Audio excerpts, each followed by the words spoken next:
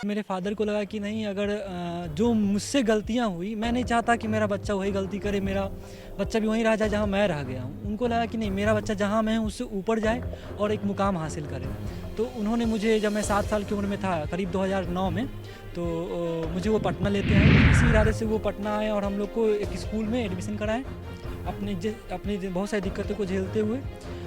पर बात ये होती है कि स्कूल्स की फ़ीस भी होती है, तो अगर वो नहीं दे पाएँगे तो स्कूल से ज़ाहिर-सी बात है नाम कट जाता है। तो मेरा नाम वहीं कट गया, क्योंकि पापा के पास पैसा था। जब मैं क्लास 3 में था तो मेरा नाम कट गया, तो हम लोग नहीं जा पा रहे थे, तो पापा ने मुझे घर पे पढ़ाना शुरू किया। एक बात जो मैं बताना चाहूँगा स्टूडेंट्स को, कि अगर आपको कुछ करना है तो ज़िद्दी होना पड़ेगा। बी ज़िद्दी, कहा जाता है कि ज़िद्दी मेरा गुरु और यही मेरा फितूर है। अगर आप ज़िद्दी नहीं हैं तो फिर थोड़ा-सा दिक्कत होगा, लेकिन ज़िद्दी हैं अपने गोल के लिए, अपने कैरियर के लिए, तो आप ज़रूर अचीव करेंगे। एक बहुत फेमस पर्सन का लाइन है विराट कोहली का, उन्होंने वो कहते हैं कि आप जिस एज में हो, इस एज में इतनी एनर्जी होती है कि एनीथिंग इज़ पॉसिबल, कुछ भी पॉसिबल है, कोई चीज़ इम्पॉसिबल नहीं है। हमारे अंदर बहुत एनर्जी होती है। पापा ऑटो का बिज़नेस करते हैं, ज़रूरत पड़ती है तो अपने परिवार के लिए ऑटो भी चला लेते हैं। लेकिन आप यकीन मानिए कि अगर एक ऑटो चलाने वाले का बेटा डॉक्टर बन जाए तो खुशी किस स्तर पर होती है।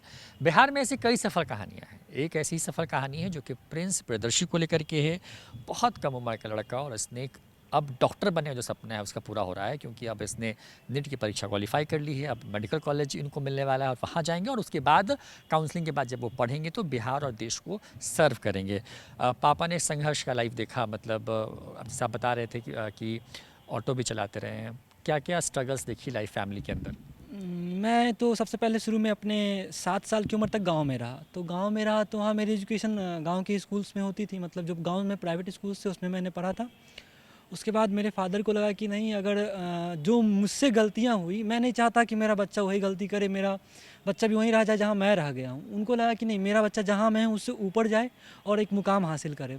तो उन्होंने मुझे, जब मैं 7 साल की उम्र में था, करीब 2009 में, तो मुझे वो पटना लेते आए और हम लोग पटना आ गए। और यहाँ पे हमारे पापा के पास कोई जॉब नहीं था। हम लोग 6 मेंबर्स के फैमिली थे। हमारे पापा के पास कोई जॉब नहीं था, बस एक इरादा था कि आज जो हम हैं, कल को मेरा बच्चा उससे बेहतर होगा और कहीं न कहीं जहाँ भी होगा वो एक स्टेबल जगह पे होगा और मेरा भी नाम रोशन कर रहा होगा, खुद का भी नाम रोशन कर रहा होगा। तो इसी इरादे से वो पटना आए और हम लोग को एक स्कूल में एडमिशन कराएँ, अपनी बहुत सारी दिक्कतों को झेलते हुए। पर बात ये होती है कि स्कूल्स की फ़ीस भी होती है, तो अगर वो नहीं दे पाएँगे तो स्कूल से ज़ाहिर-सी बात है नाम कट जाता है। तो मेरा नाम वहीं कट गया, क्योंकि पापा के पास पैसा हुआ। जब मैं क्लास 3 में था तो मेरा नाम कट गया, तो हम लोग नहीं जा पा रहे थे, तो पापा ने मुझे घर पे पढ़ाना शुरू किया। मेरी बहन लोग को, क्योंकि मैं छोटा था, तो मुझे स्टॉप करके मेरी बहन लोग को पढ़ाना शुरू किए स्कूल्स में, और मेरी बहन लोग मुझे घर पे पढ़ाती थी। पापा के मन में शुरू से एक ज़हन था कि मेरा बच्चा डॉक्टर बने, क्योंकि वो खुद भी प्रिपेयर किए थे, पर कुछ मतलब पैसे की कमी के कारण उतना नॉलेज नहीं था क्या होगा क्या नहीं, तो वो नहीं बन पाए।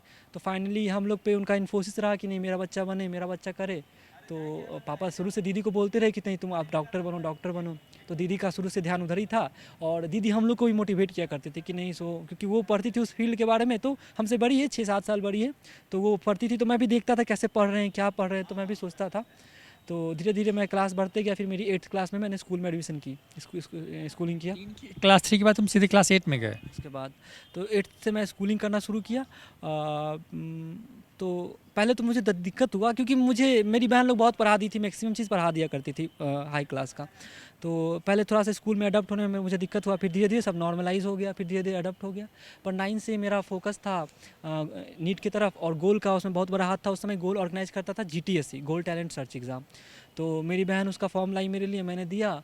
तो पहला साल मेरा ऑल इंडिया रैंक 20 आया और जोनल रैंक 9 आया, तो मुझे अप्रिसिएट किया गया, मेडल मिला और बैग मिला। और सर ने मुझे एक लाइन कहा कि तुमको डॉक्टर ही बनना है, डॉक्टर नहीं, डॉक्टर ही बनना है। वो लाइन कहीं ना कहीं मेरे अंदर घुस गई और मुझे मतलब एक जोश आया कि नहीं, मुझे डॉक्टर ही बनना है। तो वहाँ से मैंने शुरुआत किया। 9-10 मैंने प्रारंभिका से किया, लोकल स्कूल है वहीं से किया। उसके बाद मैंने 11th में विपिन सर से बात करके गोल इंस्टीट्यूट में अपना एडमिशन करवाया, और मुझे 10 दिन के अंदर गोल विलेज लेके चला गया। वहाँ पे मुझे एक प्लेटफॉर्म मिला जहाँ मैंने खूब अच्छे से पढ़ाई की, विपिन सर के गाइडेंस में पढ़ाई की। और बात अचानक ये हुआ कि मुझे पता नहीं था कि नीट के लिए 17 ईयर्स ज़रूरी होता है। तो मैं तैयारी करते रहा पर अचानक मुझे पता चला कि अगर 17 साल नहीं पूरा है तो नीट का फॉर्म नहीं भर पाएंगे, और मेरा 16 साल ही पूरा रहा था, तो मैं फॉर्म नहीं भर पाया। मैं उस दिन बहुत हो रहा है, 1 दिन 2 दिन बहुत हो रहा है। मेरे पापा बोले कोई नहीं, तुम आगे कर लोगे। तो मुझे अपना कंटिन्यू करने के लिए मैंने जेईई मेंस का एग्ज़ाम दिया, जिसमें मेरी ऑल इंडिया रैंक 630 आई। और पापा बहुत खुश हुए हैं, तो मुझे एक मोटिवेशन भी मिला कि चलो मैं आगे भी कर सकता हूँ। फिर इस साल मेरा पहला अटैम्प्ट है नीट में, और मैं गोल से ही प्रिपेयर किया, और विपिन सर का बहुत सहयोग रहा। यहाँ पे थोड़ा सा मुझे दिक्कत होता था, क्योंकि मैं एक ऐसे फैमिली से बिलोंग करता हूँ जहाँ बहुत सारे रिस्ट्रिक्शंस हैं। मतलब हम लोग बहुत दूर तक नहीं सोचे हैं, बस ये देखना है कि हमको जो भी करना है अपने भरोसे करना है, एक ऐसा जगह जाना है जहाँ मेरा फैमिली मेरे लिए सिक्योर हो और मेरे फैमिली के लिए हम सिक्योर हो। तो इसी तरह से कोशिश करते करते इस साल मैंने नीट दी, और नीट में मेरा 691 आउट ऑफ 720 मार्क्स आई।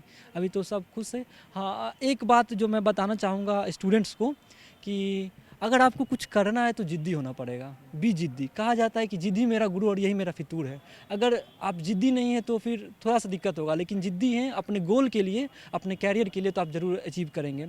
एक बहुत फेमस पर्सन का लाइन है विराट कोहली का। उन्होंने वो कहते हैं कि आप जिस एज में हो, इस एज में इतनी एनर्जी होती है कि एनीथिंग इज़ पॉसिबल। कुछ भी पॉसिबल है, कोई चीज़ इम्पॉसिबल नहीं है। हमारे अंदर बहुत एनर्जी होती है। जैसे मैं बता रहा हूँ, मेरा जब नहीं हुआ था मैं बहुत रोया था। फिर कहीं ना कहीं एक ऊर्जा था जो कि अंदर से बाइंड किया मैंने कि नहीं, फिर से मैं करूँगा। मेरा एज नहीं पूरा तो क्या हुआ, मैंने KPI भी क्रैक किया है, जेईई मेंस भी क्रैक किया है, तो मैं नीट भी ज़रूर क्रैक करूँगा। बस थोड़ा सा विलम्ब हुआ एज के कारण, तो फिर कोई दिक्कत नहीं हुआ, मैंने किया। और मुझे सबसे फेमस जो अब तक की सबसे फेमस लाइन जो मुझे मोटिवेट करती है, मैं UFC फाइटर्स को देखता हूँ, तो उनकी एक लाइन होती है कि आप जानते होंगे मोहम्मद अली को, वो मेरे आइडियल हैं। मतलब एटीट्यूड के मामले में, चाहे फिर कॉन्फिडेंस के मामले में, वो मेरे आइडियल हैं। उनका एक बहुत फेमस स्टेटमेंट है। एक बार मुझे याद है, वो रिंग में खेल रहे थे, फाइटिंग कर रहे थे, उनके अपोनेंट उन पे भारी पड़ रहे थे, तो अपोनेंट ने उन्हें चैलेंज किया कि तुम निकल जाओ। उनका एक स्टेटमेंट था that you have two options, either you kill me और यू लूज़। तुम्हारे पास 2 ऑप्शन, या तुम मुझे मार दो या तो तुम मुझे हार जाओ। मैं नहीं हारूंगा, चाहे तुम मुझे मार ही क्यों ना दो। तो ये स्टेटमेंट अपने लाइफ से मैं कहता था। जब भी मेरे लाइफ मुझे हिट करती थी, तो मैं अपने लाइफ से खुद कहता था कि जब तक तुम मुझे इस काबिल छोड़ दोगे कि मैं उठ सकूं, मैं उठूंगा और फिर से लड़ूंगा। और मेरी लाइफ ने मेरे साथ बहुत बार हिट भी किया। कभी फिनेंशियली किया, कभी इमोशनली किया, कभी मतलब कुछ फैमिली में ट्रेजर भी हुआ, चाहे फिर मतलब नीट नहीं दे पाना भी, मतलब प्रिपरेशन करने के बाद, ये भी एक बहुत बड़ा ट्रेजर है। तो पर मैंने अपनी लाइफ से कहा कि नहीं, अगर तुम मुझे इस काबिल छोड़ दोगे कि मैं उठूं और लड़ूं, तो मैं ज़रूर आऊँगा और लड़ूंगा। और मैंने लड़ाई की। तो फाइनली इस साल प्रिंस, मतलब पापा ऑटोज़ के बिज़नेस में ही ऑटो चलाते हैं। मतलब जब फ्रेंड्स को पता था, या जब कहीं थे, तो लोग इस तरह नज़रिए में देखते हो ना कि इसका तो इसके पाप। एक सबसे बड़ा बात ये है कि अगर जैसे हम देखते हैं, हम खुद भी जैसे कि हम कभी ऑटो से जाते हैं, तो लोग को देख सकते हैं कि ऑटो चालक को बहुत गलत निगाह से देखता है। मतलब कुछ भी बोल देना, कोई रिस्पेक्ट नहीं है। तो दुख तो होता था, लेकिन अंदर से दुख रहा था। बाहर तो जाहिर कर नहीं पाते थे। और बस एक बात लगता था ना, कि जिस चीज़ से मेरा भलाई हो रहा है, मेरे पेरेंट्स को लग रहा है कि वो मुझे बर्थ दे रहे हैं, मुझे एक सही जगह पहुंचाना चाह रहे हैं उस काम करके, तो मैं उस काम से शर्मिंदा नहीं होता था। ठीक है, जिसको जो सोचना है सोचे। आज मेरे पापा के 3 बच्चे डॉक्टर हैं, तो आज एक प्राउड पेरेंट्स है। खासकर मेरे पापा जो बहुत मेहनत किए हैं, मतलब खासकर ऑटो भी चलाए हैं। आप देख सकते हैं क्या रिस्पेक्ट रहता है ऑटो चालक का सोसाइटी में। तो थोड़ा सा दिक्कत होता था, फील होता था जब किसी को देखते थे कि मतलब किसी के पेरेंट्स कार से आ रहे हैं चाहिए, तो मतलब लगता था कि I should also afford this. चाहे फिर किसी जैसे मेरे जैसे एग्जांपल देना चाहूँगा कि जैसे मैं देखता था फिटनेस फ्रीक्स को, तो मेरा भी शौक हुआ करता था कि मैं भी फिटनेस फ्रीक बनूँ। ये पापा को देखता था तो लगता था कि नहीं अफोर्ड हो पाएगा ये सब, थोड़ा सा मतलब फूडिंग उसके लिए चाहिए। पर पापा ने कहा कि मेरे पापा ने वो भी उठा लिया कि नहीं, तुमको जो करना, जो खाना है खाओ, तुम अच्छे से रहो, बस तुम बेस्ट रहो। तुमको किसी भी फील्ड में जाना है, मतलब तुम किसी भी फील्ड में अपने हर चीज़ की, तुम अपने पढ़ाई, क्रिएटिविटी, एक्स्ट्रा करिकुलर, तुम हर चीज़ में बेस्ट रहो, अपना बेस्ट करो।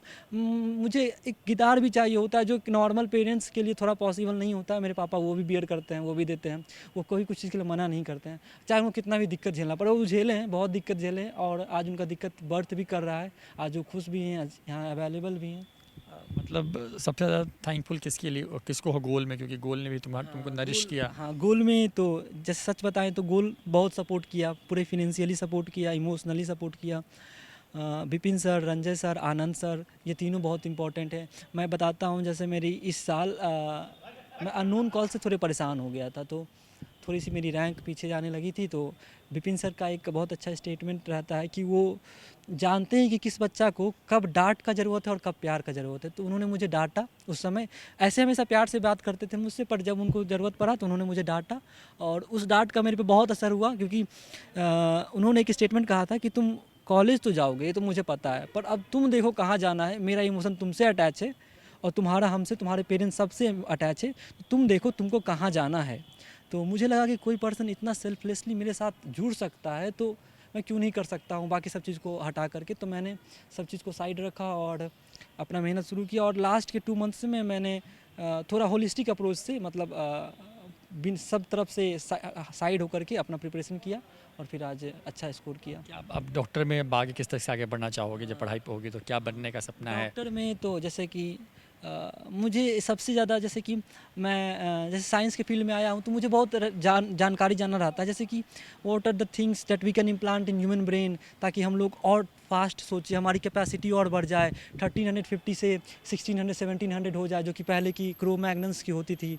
तो मैं सोचता हूँ कि इतना ज़्यादा कैसे, और एक इवन बहुत सारी कंपनी जैसे न्यूरालिंक हो गया, ये सब इस पर ट्राई भी कर रहा है। तो मैं चाहता हूँ कि मैं न्यूरोलॉजिस्ट बनूँ, ताकि मैं भी अपने स्पेसीज़ को खासकर आगे लेके जाऊँ, मतलब हमारी भी, मतलब उस टाइप से कि एक बेटर, और ख़ासकर अभी जैसा कि हम देखें तो सबसे ज़्यादा प्रॉब्लम्स जो हो रही है इसी की हो रही हैं, चाहे फिर थोड़ा मज़ा आने वाला फील्ड है न्यूरोलॉजी, तो इसी पे जाना चाहता हूँ, न्यूरोलॉजिस्ट बनना चाहता हूँ। बहुत बहुत शुक्रिया प्रिंस प्रियदर्शी। और इन्होंने इनके पिताजी जो हैं वो मूल तौर पर ऑटो चलाते रहे, इन बच्चों को पाला, 4 ये परिवार में अपने भाई बहन, और 3 डॉक्टर हो चुके हैं। इन्होंने भी सफलता हासिल की, गोल में पढ़ाई की, गोल विलेज में रह कर के, और उस मुकाम को हासिल किया जो मुकाम अच्छों के लिए जो है एक बड़ा टेढ़ी खीर सा होता है।